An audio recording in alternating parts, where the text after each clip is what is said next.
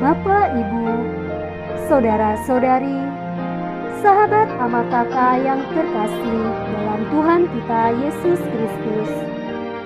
Selamat berjumpa kembali dalam Renungan Harian Katolik, Rabu 19 April 2023, Pekan Paskah kedua.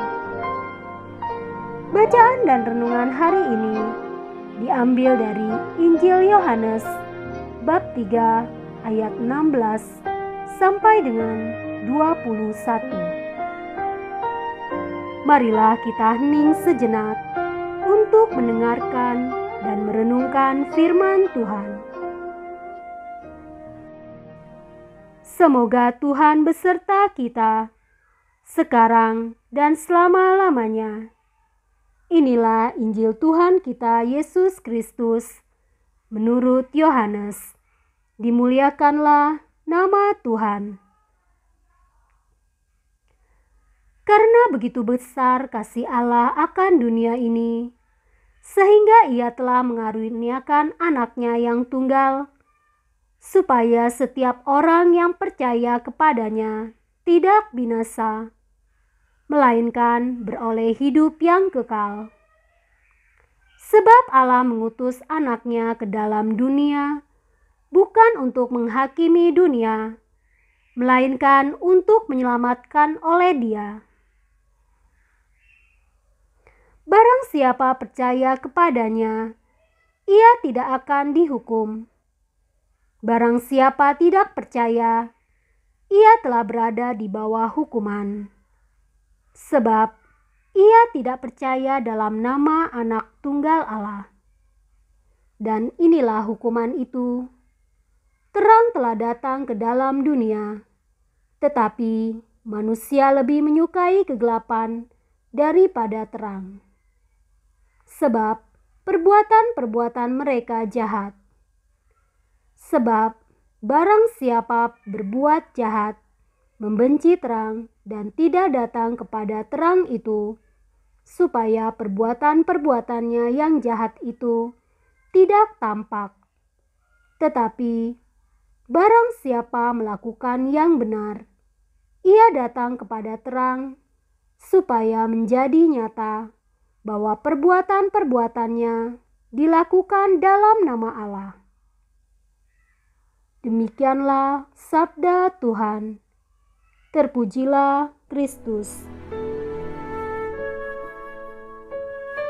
Bapak, Ibu, saudara-saudari, sahabat ama kakak yang terkasih, persahabatan harus kita jalin lebih erat lagi dengan Yesus, sebab Dia telah memberikan kepada kita persahabatannya yang tanpa syarat, yang tidak pernah akan Dia ambil kembali.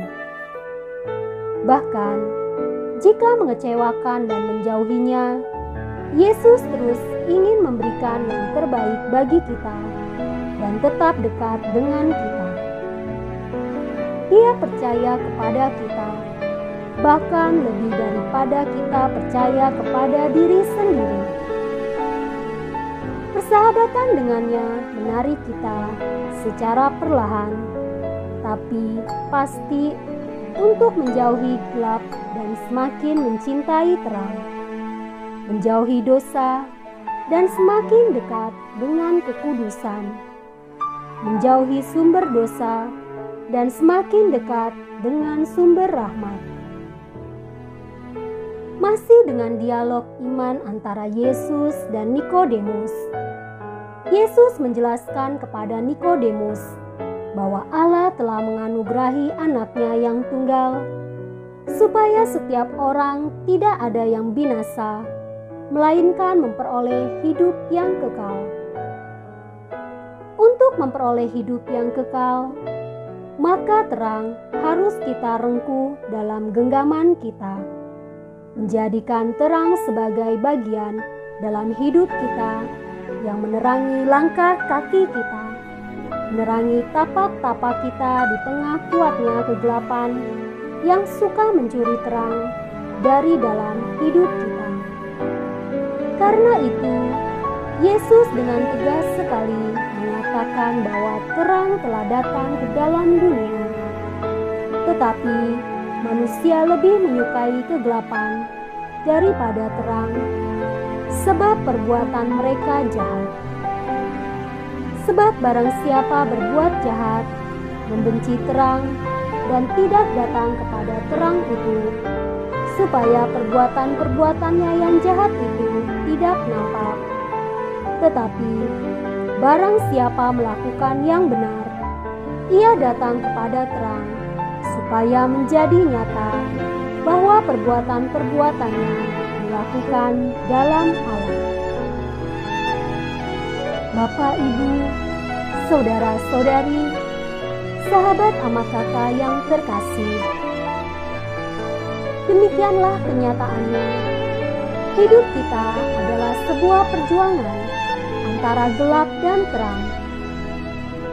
Gelap yang sering menguasai hidup kita, dan terang yang berusaha menebus setiap isi hidup kita untuk mencuri hati kita dari gelap. Gelap ternyata lebih bercahaya, yang menarik kita untuk semakin tinggal di dalamnya. Tinggal dalam dosa dan kenikmatannya, tinggal dalam amarah, cemburu, dendam, iri hati, dan sakit hati. Sedang terang ternyata gelap dalam sebuah kerinduan yang ingin menguasai hidup kita. Mengapa? Karena kita tidak berani untuk datang kepada terang.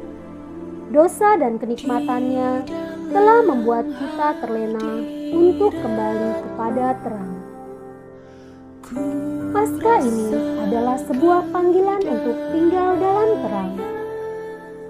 Ketika hidup sudah dipenuhi dengan terang, maka kegelapan sedikit pun tidak mampu untuk menguasai hidup kita. Bahkan ketika hati dipenjara oleh dosa dan kecenderungan duniawi, terang akan selalu menjadi kunci yang membebaskan kita dari belenggu kegelapan dan yang akan menuntun kita untuk sebuah kehidupan yang baru. Paskah ini cerita tentang terang, cerita tentang mencintai terang, dengan sedikit membenci gelap.